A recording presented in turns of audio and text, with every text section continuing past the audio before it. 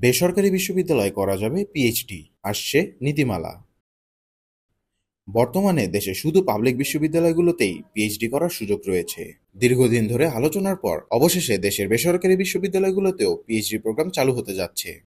এ বিষয়ে খসড়া নীতিমালা প্রণয়নে একটি কমিটি গঠন করেছে বিশ্ববিদ্যালয় মঞ্জুরি কমিশন ইউজিসি। কমিটিতে ইউজিসি সদস্য অধ্যাপক বিশ্বজিৎ চন্দ্রকে আহ্বায়ক করা হয়েছে বেসরকারি বিশ্ববিদ্যালয়ের বিভাগে।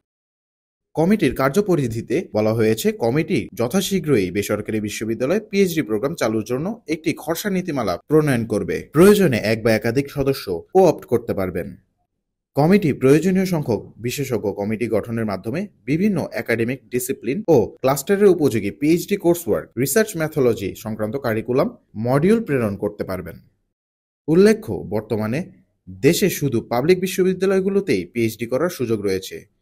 দেশে এখন আনুমানিক বেসরকারি বিশ্ববিদ্যালয়ের সংখ্যা ১১৪টি। এস কে শরীফুদ্দিন আহাদ, ঢাকা ট্রিবিউন।